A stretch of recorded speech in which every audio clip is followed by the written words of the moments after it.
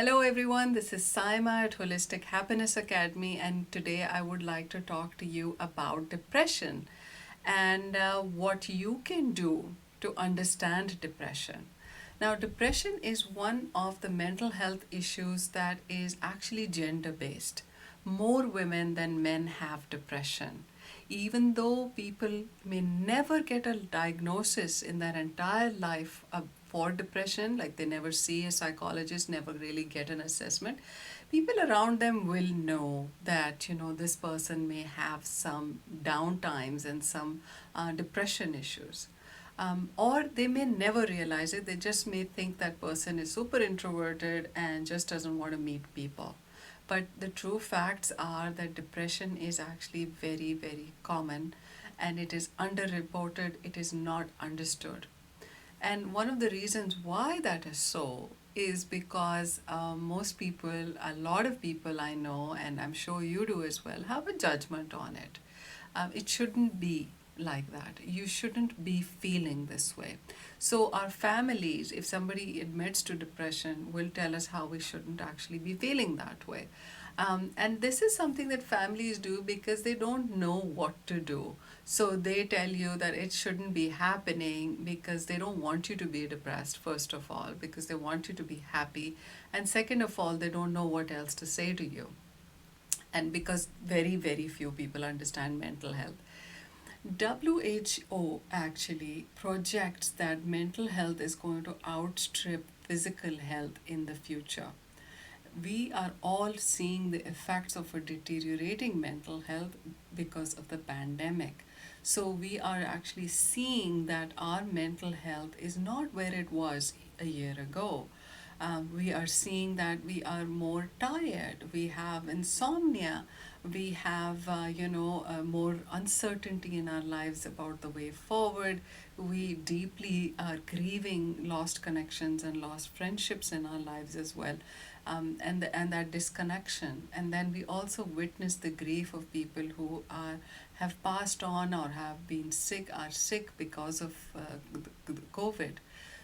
So there's a lot of reasons for us to, as a collective, feel depressed. So that's why I thought this would be a timely article, a timely, information for people who are wondering about depression.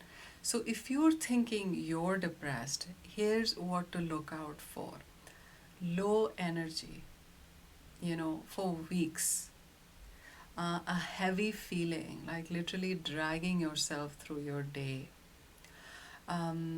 more sad thoughts about the future, uncertainty, like I don't know if I'll be here, for much longer, I don't know how long I can cope with this.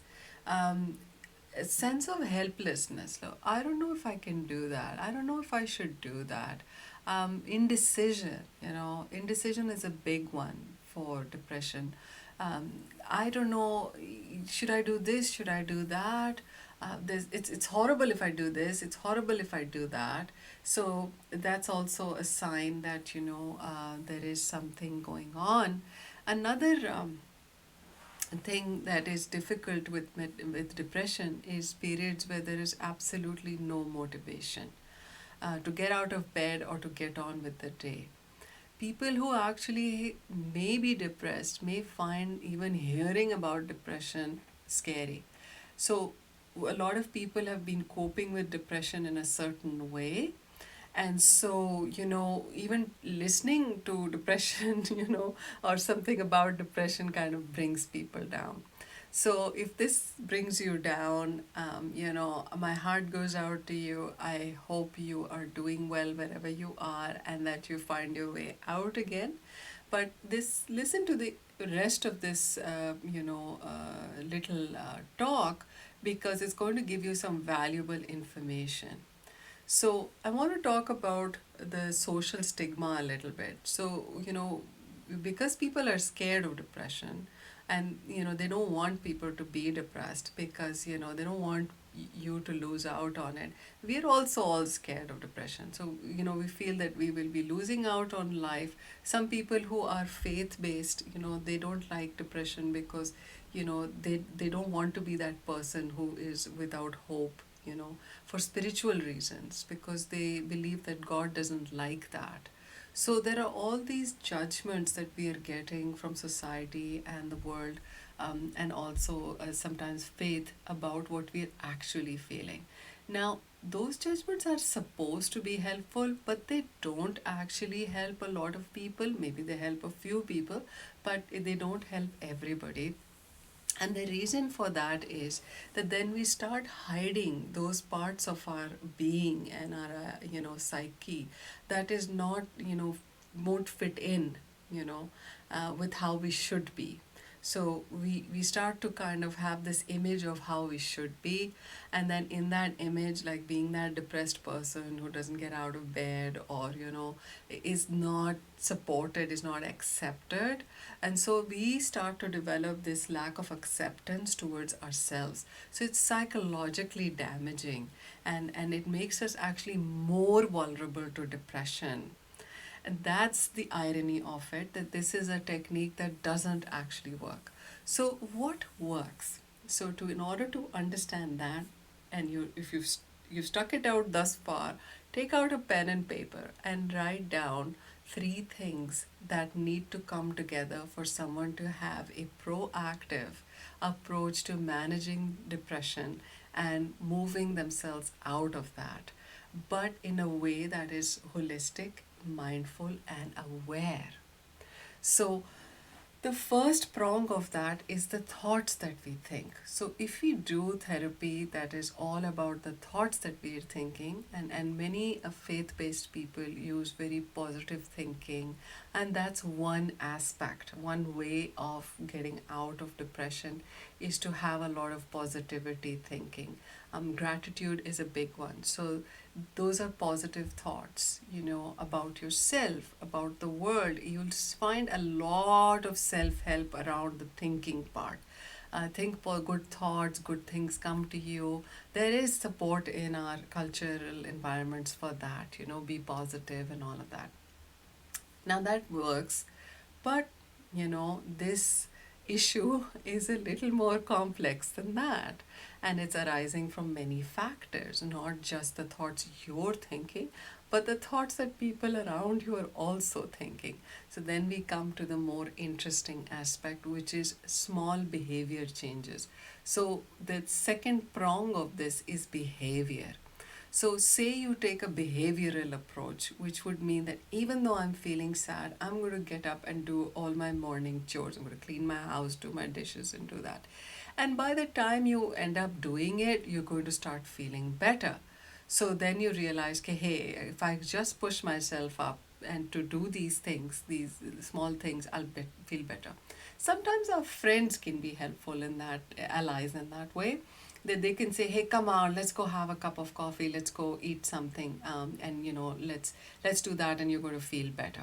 And so that, tend and befriend, that kind of warmth and connection, that you do that and you start to feel better. So that's the behavioral change aspect, and many people will advise that change comes from changing the behavior. So some people will say change your thoughts and you're going to get through it. Some will say change your behavior. Now the third thing, which is an area that holistic happiness uh, basically makes available, is the energy psychology approach, which is the emotional piece. So, change your emotions, or kind of find ways to release your emotions, or find more positive feelings. And then, you're going to be able to make the behavior change, and you're going to be able to make the thought change. So, now, do you see what I mean? Like, there's this approach, and there's that second approach, and a third approach. So, these are some of the approaches that actually work. Now, with the Holistic Happiness Academy, we take a three pronged approach to everything that we do. So, if we are, say, offering a program in moving forward or creating change in your life, There's going to be behavioral aspects, there's going to be emotional energy aspects, and there's going to be thinking pattern aspects to those programs, because we see a person as a whole. So it's not just one thing that needs to change, or the second thing, or and then everything else is going to happen. We make comprehensive change through our programs possible. So we address a lot of different things that are part of a person's experience. And so to what that means is that education is a big part of the change.